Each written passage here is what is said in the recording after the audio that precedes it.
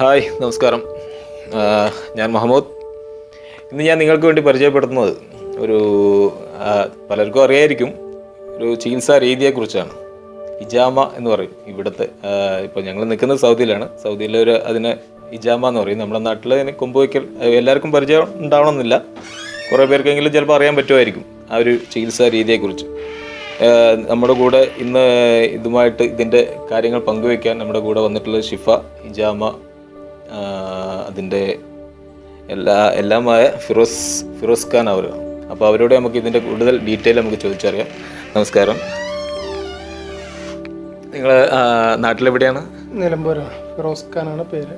എത്ര കാലമായി ഈ ഒരു സംരംഭമായിട്ട് മുന്നോട്ട്? 5 വർഷമായിട്ട് ഹിജാമ തെറാപ്പിസ്റ്റായിട്ട്. എവിടെ നിന്നാണ് ഇത് പഠിച്ചത്? ബാംഗ്ലൂരിൽ നിന്ന് പഠിച്ചിട്ടുണ്ട്. പിന്നെ ഫസ്റ്റ് തിരൂര്, കുറ്റിപ്പുറം, അവിടെ നേരത്തെ ഈ സംഭവം ഉണ്ട്. അവിടുത്തെ കുറേ പേർക്ക് അറിയാം ഇതേക്കുറിച്ച്. കുറേ പേര് ഇതേക്കുറിച്ച് കേട്ടിട്ടുണ്ടാവുള്ളൂ, പക്ഷേ ഇതിന്റെ രീതികൾ എങ്ങനെയാണ് ഒന്നും പലർക്കും അറിയുന്നുണ്ടാവില്ല. ഇത് ഏകദേശം ഒരു പാരമ്പര്യ ചികിത്സാ രീതിയാണുള്ളത്. ഇത് ഏകദേശം 5000 വർഷത്തോളം പഴക്കമുള്ള ഒരു ചികിത്സാ രീതിയാണ് ഹിജാമ. അതായത് ശരീരത്തിന്റെ തൊലിയിൽ ഫസ്റ്റ് ലെയർ കട്ട് ചെയ്തിട്ട് അവിടെ പ്രത്യേകം കപ്പ് വെച്ചിട്ട് അത് വാക്വം ചെയ്തിട്ട് ബ്ലഡ് വലിച്ചൊഴിവാക്കുന്ന ഒരു രീതിയാണ്. അതിൽ പിന്നെ തൊലിക്കടിയിലുള്ള അശുദ്ധ രക്തം, നീര്, അതുപോലെ തന്നെ പിന്നെ മറ്റുള്ള മാലിന്യങ്ങൾ, വേസ്റ്റ്, അതായത് ആയുർവേദത്തിൽ ദുർമേധസ് എന്ന് പറയും. അതായത് നമ്മൾ ഒഴിച്ചിൽ നടത്തുന്നതൊക്കെ അതിന് വേണ്ടിയിട്ടാണ്. 14 ദിവസം ഒഴിച്ചിൽ നടത്തി കഴിഞ്ഞാൽ ഈ ദുർമേധസ് ഈ ഒഴിച്ചിലിൽ നിന്ന് എന്ത് ചെയ്യുന്നു, ഒഴിച്ചിൽ നടത്തുന്നതിനനുസരിച്ച് ബ്ലഡിലൂടെ ലയിച്ച് അത് കിഡ്നി പുറന്തള്ളിപ്പോകും. അതേ സംഭവം ഹിജാമ ചെയ്യുന്നതോടുകൂടി നേരിട്ട് പുറത്തേക്ക് വലിച്ചൊഴിവാക്കുകയാണ് ചെയ്യുന്നത്. അതെ, അതായത് നേരിട്ട് പുറത്തേക്ക് ആ മാലിന്യം വലിച്ചൊഴിവാക്കുക എന്നുള്ളതാണ് ഹിജാമയിലൂടെ ചെയ്യുന്നത്. അതിലൂടെ പിന്നെ ഒരുപാട് കാര്യങ്ങൾ നടക്കുന്നുണ്ട്. ഒന്ന്, ശരീരത്തിൽ ഈ ടോക്സിൻ, മാലിന്യം, വേസ്റ്റ് പുറന്തള്ളപ്പെടുമ്പോൾ ശരീരത്തിന് പ്രതിരോധ ശേഷി കൂടും. നമുക്ക് വരാനുള്ള കുറേ അസുഖങ്ങൾ വരാനുള്ള സാധ്യത കുറയും. പിന്നെ അതുപോലെ തന്നെ പിന്നെ ഈ നമ്മൾക്ക് ശരീരത്തിന്, ബോഡിക്കൊരു ഉന്മേഷം കിട്ടും. ശരീരത്തിനൊരു പ്രത്യേകമായിട്ടുള്ളൊരു ഉന്മേഷം കിട്ടും. അതുപോലെ തന്നെ പിന്നെ വേദന, അസുഖങ്ങൾ ഒക്കെ ഉണ്ടെങ്കിൽ അതിൻ്റേതായിട്ടുള്ള ശമനം ലഭിക്കുന്നതാണ്. ഇവിടെ ഇത് എല്ലാവർക്കും ചെയ്യുന്നുണ്ടോ? അത് സൗദികൾ മാത്രമാണോ, അത് നമ്മുടെ മലയാളികളൊക്കെ ഇപ്പോൾ അത് അറിയപ്പെട്ട് അവരൊക്കെ ചെയ്യാൻ തുടങ്ങിയിട്ടുണ്ടോ? ഇത് എല്ലാ വിഭാഗം ആളുകളും ചെയ്യുന്നുണ്ട്. ഞാൻ നിൽക്കുന്നത് ഷക്കറ എന്ന് പറഞ്ഞ സ്ഥലത്താണ്. അവിടെ കാര്യമായിട്ട് സൗദികളാണ് നമ്മളെ ചെയ്യുന്നത്. ഇതിൻ്റെ സൈഡ് എഫക്റ്റുകളോ വല്ലതും?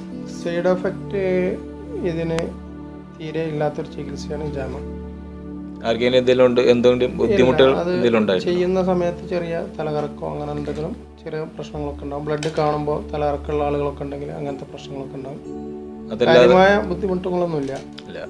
അത് 100-ൽ ഒരു 5%, 2% ആളുകൾക്കൊക്കെ ഉണ്ടാകുന്ന ചെറിയ ചെറിയ പ്രശ്നങ്ങളേ ഉള്ളൂ. അതും ചെയ്ത് കഴിഞ്ഞതിന് ശേഷം പ്രത്യേകിച്ചൊന്നുമില്ല.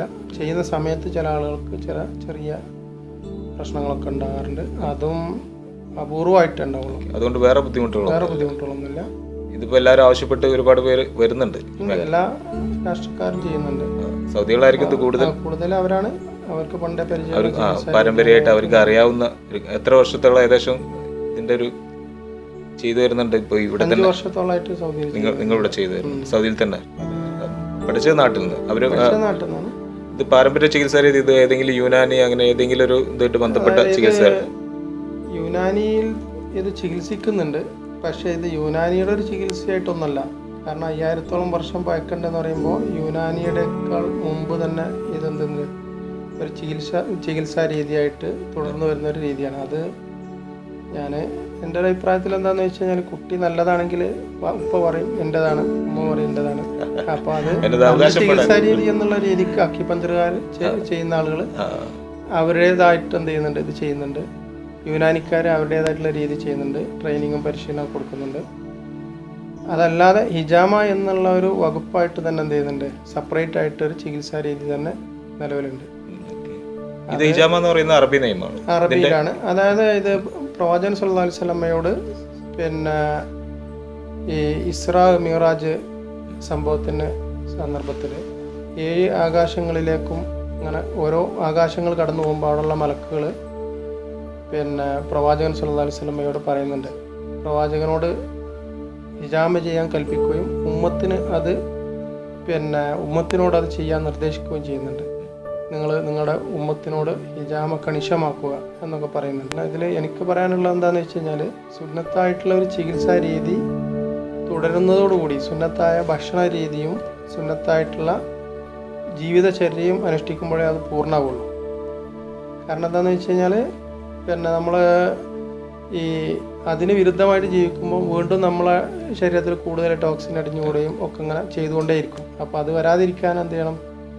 ഭക്ഷണം മിതമായി കഴിക്കുക, വിശക്കുമ്പോൾ മാത്രം ഭക്ഷണം കഴിക്കുക, അങ്ങനെയുള്ള കുറേ കാര്യങ്ങളും കൂടി നമ്മൾ ജീവിതത്തിൽ ശീലാക്കിയാൽ എന്തേ ഉള്ളൂ, ഇതിൻ്റെ കൂടുതൽ ഫലം നമുക്ക് അനുഭവിക്കാൻ കഴിയും. ഇതിപ്പോൾ എല്ലാവരും അംഗീകരിച്ച ഒരു ചികിത്സാ രീതി തന്നെയാണല്ലോ. അതെ, എല്ലാവരും അംഗീകരിക്കുന്ന ഒരു ചികിത്സാ രീതിയാണ്. മോഡേൺ മെഡിസിൻ ഇത് അത്ര അംഗീകരിക്കുന്നില്ല. ഹിപ്പോക്രാറ്റീസിൻ്റെ ചില ഇതിലൊക്കെ ഇത് പറയുന്നുണ്ട്.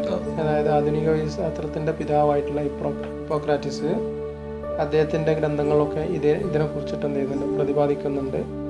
അദ്ദേഹം ഇതുമായിട്ട് കുറേ ഗവേഷണങ്ങളൊക്കെ നടത്തിയിട്ടുണ്ട്. കൂടുതലായിട്ടും ഇത് പ്രവാചകൻ സല്ലല്ലാഹു അലൈഹി വസല്ലമയുടെ ഈ ഒരു പ്രഖ്യാപനത്തിന് ശേഷമാണ് എന്ത് ചെയ്തത്, ഇത് കൂടുതൽ വ്യാപകമായിട്ട് മുസ്ലിങ്ങൾക്കിടയിൽ പ്രചാരത്തിൻ്റെ എല്ലാ മതവിഭാഗക്കാരും എന്ത് ചെയ്യുന്നുണ്ട്, ഇതിൻ്റെ ഗുണം മനസ്സിലാക്കിയിട്ട് ഇത് ചികിത്സ എന്നുള്ള രീതിയിൽ ചെയ്യുന്നുണ്ട്. ഇനി ചികിത്സ അല്ലാത്ത രീതിയിൽ ഇത് ഉന്മേഷത്തിന് വേണ്ടിയിട്ടും പല രീതിയിൽ ചെയ്യുന്നുണ്ട്. വ്യാപകമായിട്ട് എല്ലാ അസുഖത്തിനും ഇതിലുണ്ട്. അതായത് ഈ ലൈംഗിക പ്രശ്നങ്ങൾ, അതുപോലെ തന്നെ വന്ധ്യത, ഇതിനൊക്കെ ഉണ്ട്. പക്ഷെ അത് ഒരു തുടർ ചികിത്സയായിട്ട് ആരും ഇതിനെ കാണുന്നില്ല. ഒരു വൺ ടൈം ചികിത്സയായിട്ട് അങ്ങനെ കാണുന്നുള്ളതല്ല. ഇത് ഓരോ പീരീഡ് ടു പീരീഡ് ആയിട്ട് ഓരോ കണ്ടിന്യൂസ് ആയിട്ട് ചെയ്തുകൊണ്ടിരിക്കുമ്പോൾ അതിൻ്റെ ഒക്കെ ഒരുപാട് റിസൾട്ട് ഉണ്ട്. എല്ലാ അസുഖത്തിനും ഇതിന് ചികിത്സ പറയുന്നത് ഒരു പ്രാവശ്യം ചെയ്ത് പിന്നെ അങ്ങനെ ഒരു അവസ്ഥ ഉണ്ട്. അപ്പോൾ അത് ഒരു തുടർ ചികിത്സയായിട്ട് ചെയ്താൽ അതിൻ്റെതായുള്ള നല്ല റിസൾട്ടുകൾ കിട്ടുന്നുണ്ട്. ഏതായാലും ഇതിനെക്കുറിച്ച് പലർക്കും ഇതിനെക്കുറിച്ച് അറിയില്ലായിരുന്നു. അപ്പോൾ അതിൻ്റെ വ്യക്തത വരുത്തി തീർക്കാൻ ഫിറോസ് ഖാൻ അവർക്കൊണ്ട് കഴിഞ്ഞു. അതിൻ്റെതായാലും വളരെയധികം നന്ദി. ഇത് കണ്ടിട്ട് ഇപ്പോൾ ഈ വീഡിയോ കണ്ടിട്ട് പലരും ഇതുപോലെ ചെയ്യാൻ താല്പര്യം ഉണ്ടെന്നുണ്ടെങ്കിൽ ഇവർ സൗദിയിലുണ്ട്, സൗദിയിൽ അൽ-അസയിൽ ദമാമിലുണ്ട്. അതിൻ്റെ അവരെ ഡീറ്റെയിൽ അവർ പറഞ്ഞത്. സൗദിയിൽ നമ്മൾ ഏത് ഭാഗത്ത് വേണമെങ്കിലും വന്നിട്ട് ചെയ്തു കൊടുക്കും, കൂടുതൽ ആളുകളുണ്ടെങ്കിൽ.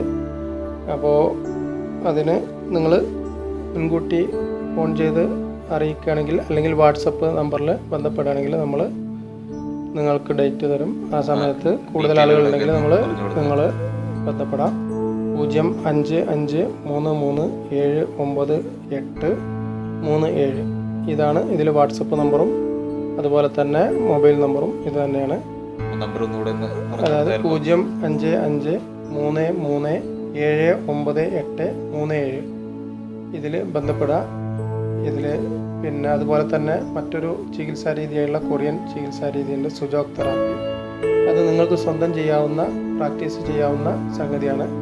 അപ്പോൾ നിങ്ങൾക്ക് എന്തെങ്കിലും അസുഖമുണ്ടെങ്കിൽ ആ സംഗതി വാട്സപ്പിൽ നിങ്ങൾ ചോദിച്ചു കഴിഞ്ഞാൽ നിങ്ങൾക്ക് അതുമായി ബന്ധപ്പെട്ട പോയിന്റുകളും അവിടെ ചെയ്യേണ്ട പ്രഷർ കൊടുക്കേണ്ട കാര്യങ്ങളും മറ്റൊക്കെ പറഞ്ഞു തരും.